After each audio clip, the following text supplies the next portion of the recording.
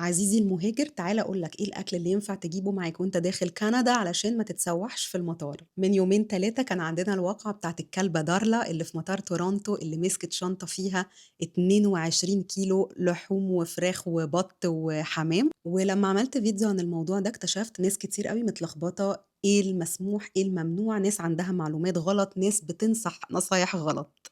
الفيديو بتاعي اعتمدت على مصدرين رسميين، أول واحد فيهم اللي هو الكنديان فود انسبكشن ايجنسي، الجهة التانية هي كندا بوردر سيرفيسز ايجنسي، وبالمناسبة دي الجهة اللي بتشتغل فيها الكلبة دارلا اللي مسكت الفراخ. احنا النهاردة هنتكلم عن 3 حاجات، هنتكلم عن الأكل الممنوع تماما، وهنتكلم عن الأكل المسموح، وهنتكلم عن الأكل المسموح بشروط، وهنتكلم كمان عن فكرة الإفصاح أو الديكلاريشن، لأن برضو ناس كتير عندها معلومات غلط عن إمتى وإيه عواقب إني أعمل declaration عن الأكل. يعني في ناس متخيلة إني لو عملت إفصاح إن أنا معايا حاجة وهي أصلا ممنوعة فكده هيدخلوني. خلينا الأول نبتدي ونقول هو ليه في نظام رقابة جامد كده على الأكل اللي داخل كندا. وهنا احنا بنتكلم عن الأكل اللي داخل عن طريق المطار مع واحد جاي جايب الأكل ده في شنطته، لأن ده مختلف تماما عن الأكل اللي داخل مثلا استيراد بشكل تجاري، لأن ده عليه رقابة مختلفة تماما. كندا حاطة قواعد صارمة جدا على الأكل اللي بيدخل مع المسافرين في الشنط بتاعتهم، من الآخر علشان تحمي النظام البيئي والثروة الحيوانية والزراعية بتاعتها. وبصراحة أنا مش هقف كتير قوي عند النقطة دي وشرحها لسبب، لأنه اقتناعي أو عدم اقتناعي بالقانون ملوش دعوة بإن أنا ملتزمة إني أنفذه. حتى لو أنا شايفة إن الكلام ده ملوش معنى، بس أنا مطالبة إن أنا مادام أنا داخلة كندا ألتزم بالقانون بتاعها. تخيل إنك رايح تزور ناس في بيتهم والناس طلبوا منك إنك تقلع الجزمة بره الباب. الاختيارات القانونية اللي قدامك يا إما إن أنت تسمع كلامهم، يا إما إنك تقول أنا مش هزور الناس دول. لكن مش هينفع تدخل بيت الناس بجزمتك غصب عنهم. وأنا برضو مش عايزة أقف كتير إنه حرفيا كل حاجة موجودة في كندا، وإن مفروض إن الإنسان البالغ العاقل يقدر يعيش من غير الحمام المحشي فريك، خصوصا لو عنده بدايل كتير جدا. ولكن هنعتبر إن الأكل أذواق، فخلينا نتكلم في القانون على طول. أول حاجة ممنوعة تماما تماما تماما هي اللحوم بكل أشكالها وأنواعها. شُفت حد قال اللحمة لو مطبوخة تنفع، لأ ممنوع، اللحمة نيّة، مطبوخة، متجمدة، متجففة، متدخنة، جايبة ساندويتش كفتة معايا آكله في الطيارة، كل ده ممنوع. فعشان ما نسألش كتير، اللحمة فراخ، لحمة، طيور، سجق، بسطرمة، ساندويتش كفتة، ممنوع. في حاجات بقى مسموحة من غير أي قيود، غالبًا كل الحاجات يعني مُصنّعة ومتغلّفة تغليف تجاري، يعني علبة بسكوت مكتوب عليها بلد المنشأ ودي أهم حاجة، ومكتوب عليها المكونات، أي حاجة مقفولة كده فدي مسموحة. الحاجات الجافة برضه اللي هي مثلًا زي رُز، مكرونة كده، برضه مسموحة. أنا مش عارفة ليه ممكن حد يجيب معاه رُز أو مكرونة، بس أنا باقول لكم القانون. ندخل بقى على المنطقة اللي بتعمل أغلب المشاكل، اللي هي منطقة الحاجات المسموحة بشروط، لأن دي gray area، يعني ولا هي معروف خلاص إن هي ممنوعة تمامًا، ولا هي مسموحة من غير أي قيود. أكتر حاجة باتسأل عنها الفسيخ والرنجة. الفسيخ والرنجة متصنفين إن هم salted fish أو أسماك مملحة، وعشان كده هم مسموحين، بس مسموحين بشروط. أول شرط إن هم يكونوا متغلفين بتغليف تجاري. يعني مثلًا أنا مشترية الفسيخ من مصنع أو من شركة، فالفسيخ محطوط في العلبة بتاعة الشركة. ليه؟ عشان يكون عليه البيانات، عشان يبقى مكتوب عليه بلد المنشأ، عشان يبقى مكتوب عليه طريقة التعبئة، وطبعًا يكون متغلف كويس جدًا، جدًا، ما يكونش طالع منه أي ريحة، وبرضه بكميات محددة، يعني مثلًا تقريبًا 10 كيلو للشخص. طب أنا عاملة فسيخ في البيت وجايباه حاطاه في علبة Tupperware، ممنوع. ليه ممنوع؟ عشان حاجة اسمها traceability، يعني إني أقدر أتتبع الحاجة، يعني لو الأكلة دي دخلت وعملت لي مشكلة أقدر أعرف هي جاية من بلد إيه، هي متصنعة إزاي، وهي متغلفة إزاي. إيه تاني مسموح بشروط؟ الجبن. الجبن جزء منها مسموح وجزء منها ممنوع، لأن الجبن متقسمة dry cheese و soft cheese. الdry cheese هي أي جبنة صلبة زي الجبنة الرومي، زي الجبن، يعني أي جبن صلبة كده وبتتقطع، دي مسموحة.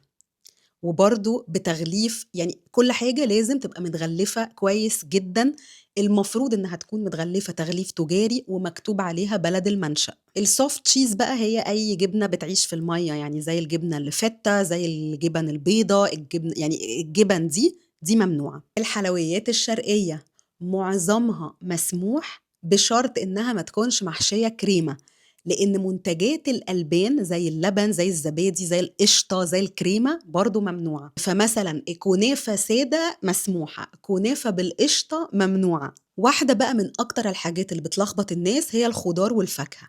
الخضار والفاكهة في أكتر من عامل يحددوا هم مسموحين والّا ممنوعين، مش بس طريقة التغليف، مش بس الكميات، مش بس يعني مثلًا الخضار والفاكهة اللي ما فيهمش نوايا، يعني زي الموز مثلًا ما لوش seed يعني، ممكن يبقى مسموح وممكن يبقى ممنوع. بس كمان بلد المنشأ بتفرق، يعني في خضار وفاكهة كتير ممكن يدخلوا عادي لو هم جايين من أمريكا، لكن لو من بلد تانية غير أمريكا، لو من بلد معروف إن فيها آفات زراعية، هتبقى نفس الفاكهية ممنوعة. طب ليه مسموح من أمريكا؟ لإن معايير الجودة في أمريكا وكندا تقريبًا واحدة، زائد إنه موضوع التتبُّع أو الtraceability اللي اتكلمنا عليه كمان في أمريكا سهل أوي. يعني لو دخل عندي حاجة ولقيت فيها infection، لقيت فيها حشرة، لقيت فيها أي حاجة، لو هي داخلة من أمريكا سهل أوي أعرف هي منين، هي مزروعة فين، هي بلد المنشأ إيه، الseed نفسها جاية منين وهكذا. دي كده الخطوط العريضة، لأن أنا أعتقد إن هو أي أكل في الدنيا هيُصنَّف إن هو يعني يا لحمة، يا خضار، يا فراخ، يا جبن، يا حلويات.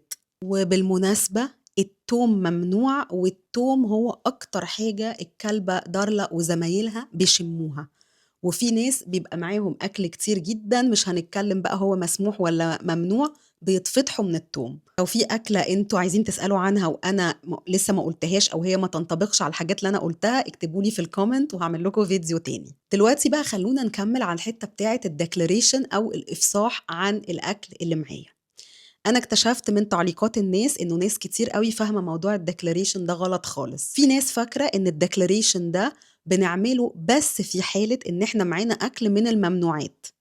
الحقيقة إنه لأ، الإفصاح هو بيبقى أول سؤال أنت معاك أكل والّا لأ، إحنا لسه ما تطرقناش ولا اتكلمنا في نوع الأكل.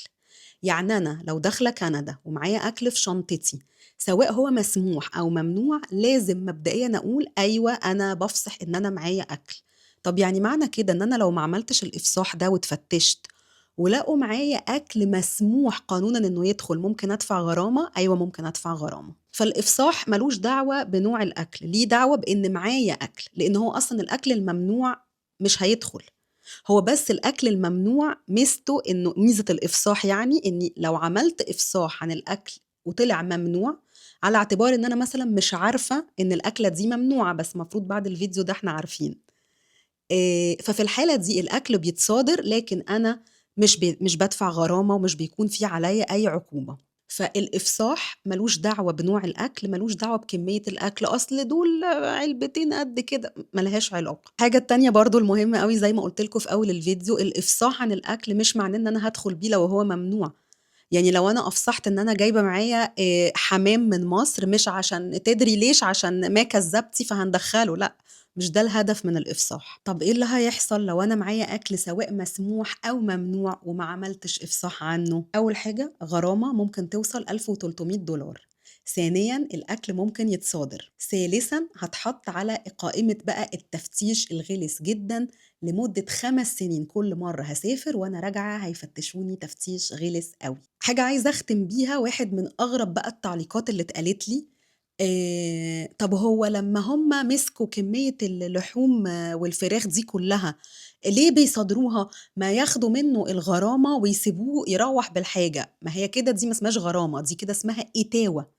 هو الأصل في الموضوع إنه أنا بامنع دخول الحاجات دي عشان أنا عايز أحافظ على الثروة الحيوانية بتاعتي، مش علشان أغلِّس على الناس. هو لو كان ينفع يدخل بيها يبقى أنا كده باخد منه فلوس كإتاوة عشان يدخّلها، لكن هي غرامة، هي غرامة لأنه خالف القانون. الفيديوهات الجاية هاورّيكم إن تقريبًا كل حاجة تخطر على بالكم موجودة في كندا وتقدروا تجيبوها منين وبكام. اكتبوا لي في الcomments إيه الحاجات اللي أنتم عايزين تعرفوا تلاقوها فين في كندا وتجيبوها منين، واكتبوا لي كمان في الcomments إيه أغرب حاجة شُفتوا حد بيحاول يدخّلها كندا، ولو الفيديو عجبكم اعملوا بقى subscribe في الchannel. باي.